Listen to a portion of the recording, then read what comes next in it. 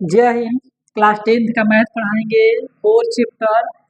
और उस चैप्टर का मेन टॉपिक 2 नंबर का आता है। उस चैप्टर से 5 नंबर का क्वेश्चन आता है। 5 नंबर में से 2 क्वेश्चन आप निकालने के लिए आता है डिस्क्रिमिनेंट, इसको हिंदी में बोलते हैं विविक्तर। ये क्वेश्चन फिक्स है बोर्ड के एग्जाम में इस टाइप का, इस फॉर्मूले पर रखने के लिए और रख करके क्वेश्चन को सॉल्व करने के लिए, लगाने के लिए आता है। तो चलिए क्वेश्चन लगाते हैं। सबसे पहले क्या करेंगे, आप इक्वेडिक क्वेश्चन का फार्मूला रखेंगे, A X square plus B X plus C equal to 0।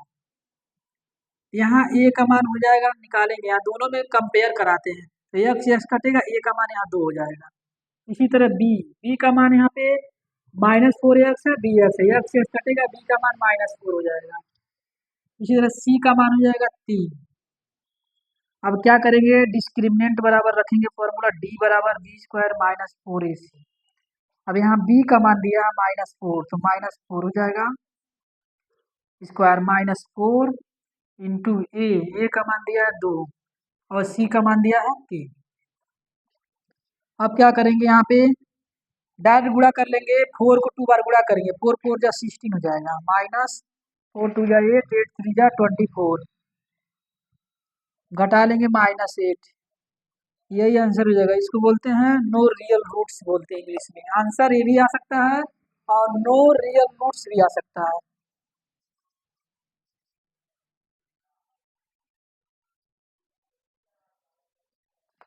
No real roots भी आ सकता है। अब देखिए दूसरा क्वेश्चन इस तरह लगाएंगे, इक्वेडिक क्वेश्चन लिखेंगे, X square plus B X plus C equal to 0। तो यहाँ ए का मान 3, बी का मान हो जाएगा -2 और सी का मान हो जाएगा 1/3। डी बराबर फार्मूला रखेंगे बी स्क्वायर -4ac।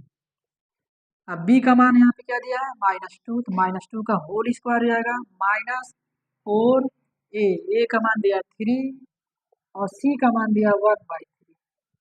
अब यहाँ पे हो जाएगा 2 2 जा 4 -4 और ये 3 से 3 कट जाएगा, तो 4 1 जा 4 हो जाएगा, घटा लेंगे 0 आ जाएगा।